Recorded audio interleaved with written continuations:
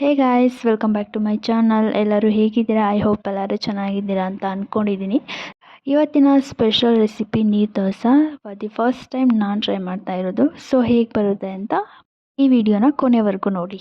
So ಮೊದಲಿಗೆ ನಾನು ಈ ಒಂದು ಕಪ್ ಅಳತೆಯಲ್ಲಿ 1 ಕಪ್ ಆಗುವಷ್ಟು ರೇಷನ್ ಅಕ್ಕಿನ ನೈಟೇ ನೆನೆಯಕ್ಕಿಟ್ಟಿದ್ದೆ. ಈ ರೇಷನ್ ಅಕ್ಕಿನ ಒಂದು 5 to 6 ಟೈಮ್ ನೀವು ಚೆನ್ನಾಗಿ ವಾಶ್ ಮಾಡಿಕೊಂಡು ಆಮೇಲೆ ನೆನೆಲಿಕ್ಕಿಡಿ. ನೆಕ್ಸ್ಟ್ ಈ ನೀರನ್ನ ನಾವು ಶೋಧಿಸಿ ಮಿಕ್ಸಿ ಮಾಡ್ಕೋಬೇಕಾಗುತ್ತೆ. ಅಕ್ಕಿ ಜೊತೆ ಒಂದು 1/2 ಕಪ್ ಆಗುವಷ್ಟು ತೆಂಗಿನ ತುರಿನ ಹಾಕ್ಕೊಂಡು ನಾನು ಗ್ರೈಂಡ್ ಮಾಡ್ಕೋತೀನಿ. ಇದನ್ನು ಹಾಕೋದ್ರಿಂದ ದೋಸೆ ಟೇಸ್ಟ್ ಕೂಡ ತುಂಬ ಚೆನ್ನಾಗಿ ಬರುತ್ತೆ. ಹಾಗಾಗಿ ಸೊ ನೀವು ನೋಡ್ತಾ ಇದ್ದೀರಾ ಇವಾಗ ನಾನು ಎಷ್ಟು ತುಂಬ ನೈಸಾಗಿ ರುಬ್ಕೊಂಡಿದ್ದೀನಿ ಅಂತ. ಈ ಥರ ರುಬ್ಕೊಳ್ಳೋದ್ರಿಂದ ದೋಸೆ ಸಾಫ್ಟಾಗಿ ಸಖತ್ತಾಗಿ ಬರುತ್ತೆ. ಹಾಗಾಗಿ ಇವಾಗ ನಾನು ಇದರಲ್ಲಿ 1 ಕಪ್ ಆಗೋಷ್ಟು ನೀರು ಹಾಕೋತಾ ಇದ್ದೀನಿ. ಸೊ ಆಲ್ರೆಡಿ ನಾನು ಮಿಕ್ಸಿ ಜಾರ್ ತೊಳೆದು ನೀರನ್ನು ಕೂಡ ಹಾಕ್ಕೊಂಡಿದ್ದೆ. ಸೊ 1 ಕಪ್ ಅಕ್ಕಿಗೆ ಟೋಟಲಾಗಿ ನಾನು 2.5 ಗ್ಲಾಸಷ್ಟು ನೀರು ಹಾಕ್ಕೊಂಡಿದ್ದೀನಿ. ಸೊ ಕನ್ಸಿಸ್ಟೆನ್ಸಿ ನೋಡ್ತಾ ಇದ್ದೀರಲ್ಲ, ತುಂಬ ನೀರು ಥರನೇ ಇರಬೇಕು. ಆವಾಗ ಮಾತ್ರ ನಾವು ಇದರಲ್ಲಿ ನೀರು ದೋಸೆ ಮಾಡ್ಬೋದು ಅಷ್ಟೇ.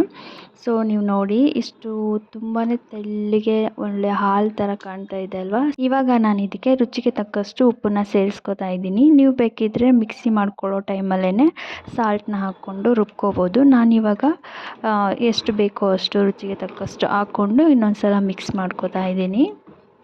ಇವಾಗ ಇದಕ್ಕೆ ಕಾಂಬಿನೇಷನ್ ಆಗಿರುವಂತಹ ಚಟ್ನಿನ ಮಾಡ್ಕೊಳ್ಳೋವರೆಗೂ ನಾವು ಇದನ್ನು ಮುಚ್ಚಿಡೋಣ.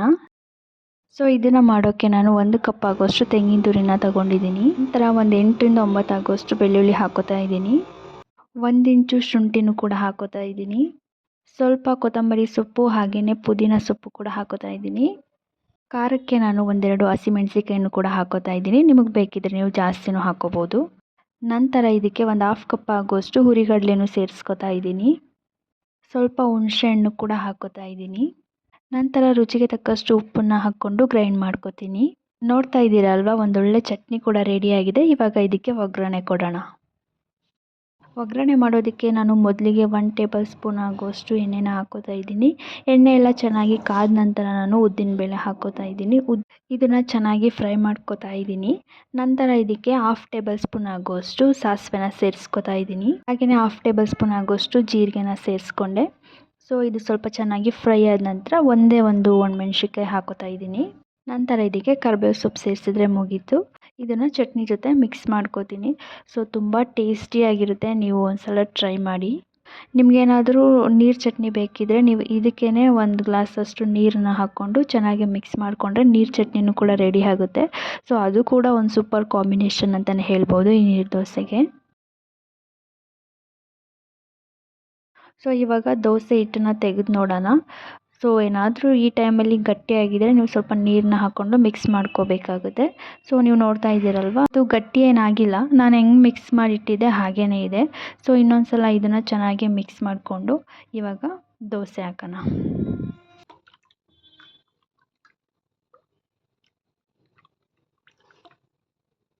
ಸೊ ಮೊದಲಿಗೆ ತವಾನ ಬಿಸಿ ಆಗಕ್ಕೆ ಇಟ್ಟಿದ್ದೆ. ಇವಾಗ ಬಿಸಿ ಆಗಿದೆ. ನಾನು ಸ್ವಲ್ಪ ಎಣ್ಣೆನ ಹಾಕೋತಾ ಇದ್ದೀನಿ. ಇದನ್ನು ಈರುಳ್ಳಿಯಿಂದ ಸ್ವಲ್ಪ ಹಿಂಗೆ ಮಾಡ್ಕೋತಾ ಇದ್ದೀನಿ. ಸೊ ಸ್ಮೆಲ್ ಚೆನ್ನಾಗಿರುತ್ತೆ ಹಾಗಾಗಿ. ಸೊ ದೋಸೆನ ರೌಂಡಾಗಿ ಹಾಕ್ಕೋಬೇಕು ಅಂತ ಏನಿಲ್ಲ. ನೀವು ಈ ಥರ ನೀರು ಥರ ಚೆಲ್ಕೊಂಡ್ರೂ ಅದು ಚೆನ್ನಾಗೇ ಬರುತ್ತೆ. ನೋಡ್ತಾ ಇದ್ದೀರಲ್ವ ನಾನು ಎಷ್ಟು ಈಸಿಯಾಗಿ ಹಾಕೋತಾ ಇದ್ದೀನಿ ಅಂತ. ಸೊ ಹಾಕಿದ ಮೇಲೆ ಬೇಕಿದ್ದರೆ ಸ್ವಲ್ಪ ಎಣ್ಣೆನೂ ಕೂಡ ಈ ಥರ ಹಾಕ್ಕೊಳ್ಳಿ. ನಾನು ಹಾಕೋತಾ ಇದ್ದೀನಿ. ಸೊ ಇದು ಒಂದು 2 ನಿಮಿಷ ಬೆಂದ ನಂತರ ತಾನಾಗೆ ಬಿಟ್ಕೊಳ್ಳುತ್ತೆ. ನೀವು ನೋಡ್ತಾ ಇರ್ಬೋದು. ಈ ಟೈಮಲ್ಲಿ ಈಸಿಯಾಗಿ ಎತ್ಕೋಬೋದು. ನೋಡ್ತಾ ಇದ್ದೀರಲ್ಲ ಎಷ್ಟು ಸಿಂಪಲಾಗಿ ಎತ್ಕೋಬೋದು ಅಂತ. ಇವಾಗ ಇದನ್ನು ಒಂದು ಪ್ಲೇಟ್ಗೆ ಸರ್ವ್ ಮಾಡ್ಕೋತೀನಿ. ಸೊ ಇಷ್ಟೇ ನೀರು ದೋಸೆ ಹಾಗೂ ಚಟ್ನಿನ ಮಾಡ್ಕೊಳ್ಳೋದು. ತುಂಬ ಈಸಿಯಾಗಿ ಮಾಡ್ಕೋಬೋದು. ನೀವು ಒಂದ್ಸಲ ನಿಮ್ಮ ಮನೆಗಳಲ್ಲಿ ಟ್ರೈ ಮಾಡಿ ಹೇಗಿತ್ತು ಅಂತ ಕಾಮೆಂಟ್ ಮಾಡಿ.